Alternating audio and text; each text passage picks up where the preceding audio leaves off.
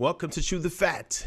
I am your host, Smooth, and today we will be talking about Candace Owens once again annihilating Kim Kardashian. And yes, we do have the full audio right after this.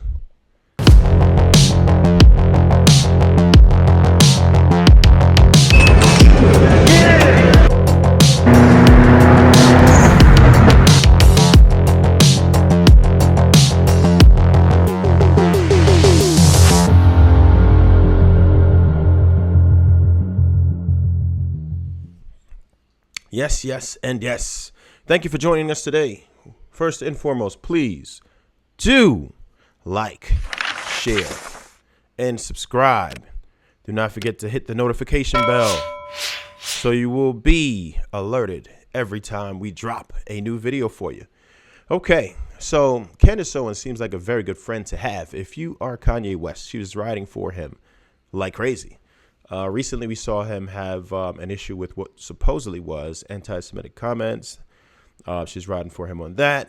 She rode him with the White Lives Matter shirts and everything else. And right now, for the past couple of months, she has been riding against the Kardashians, particularly Kim Kardashian. She is absolutely not a fan of Kim Kardashian. And now we really know once she has been separated from Kanye West. So we're going to get into a couple clips. The first couple of clips are from up to 4 months ago, and just kind of a little montage for you to get the idea of how she feels about Kim Kardashian and the latest bombshell that she just dropped with her on Ray J's voicemail, apparently leaving a filthy message. And let's get into it. Kim Kardashian posts nude photos all the time, barely covering her nipples, barely covering her private parts, and somehow it's allowed to stand. Kim Kardashian is a prostitute. Her mother is a pimp. Worse than a prostitute, Kim Kardashian is a corpse. She's a body without a soul.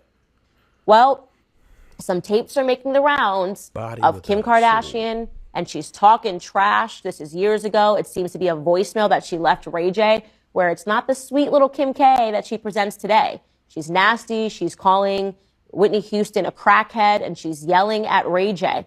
And this tape landed on my lap, and I am told that there is much, much more. Take a listen. Ray, it's Kim. I just want you to know that I think you are so disgusting and desperate. Who leaves their email address on their machine? You clearly want people to call you, but yet you won't call me back. And actually, you know what? Don't call me back. Don't ever call me back. I never want to talk to you ever again. I think you're honestly a sick human being, and I think you are just so desperate that you'll do anything for attention, and you're just so disgusting.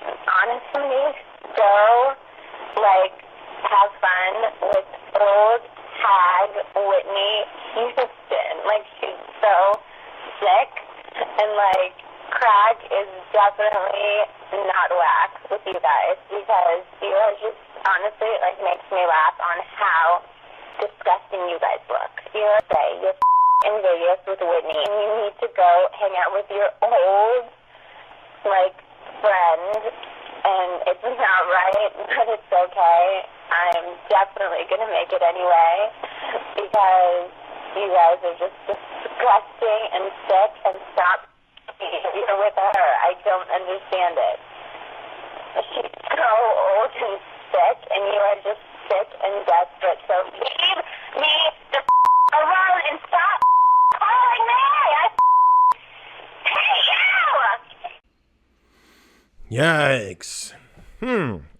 So, a bit to unpack here. First and foremost, these comments sound a lot worse now with Whitney Houston being deceased. I definitely don't appreciate it anyway. I mean, Whitney Houston's a Jersey native, as I am, and, we ride for Whitney, so of course I wouldn't like those comments no matter what, right? Not to mention she is a she was a generational talent. And, you know, some things happened with her. She got into her issues with the drugs. We all know that. But, you know, we don't want to remember people by the things that didn't go so well in their lives. We'd rather much remember them by the good that they did, or in Whitney Houston's case, the great that she was. With this, there's a lot to unpack here. Do we think that we might be overreacting a bit with that kind of a phone call? Me personally, I've done a few rap album skits, and this sounds just like one of those that you would hear in between tracks of a woman who's very angry with you. I will say I've received a few messages like this myself many, many years ago. So I don't know. Maybe we're overreacting just a bit. Sometimes we don't expect people to be human beings. But, you know, as it is right now, the way that she is projecting to be a nice, sweet young lady, as Candace Owens said. And, yeah, she's obviously not always a beautiful, sweet woman. She definitely has her moments where she can be like that, which some of us would describe as ratchet, no? So, I don't know. What do you think of this?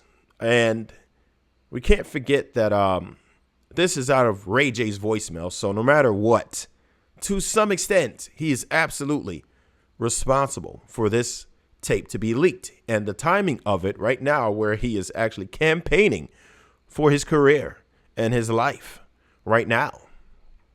And he's been fighting with the Kardashians for at least the past couple of weeks, ever since they did that lie detector show.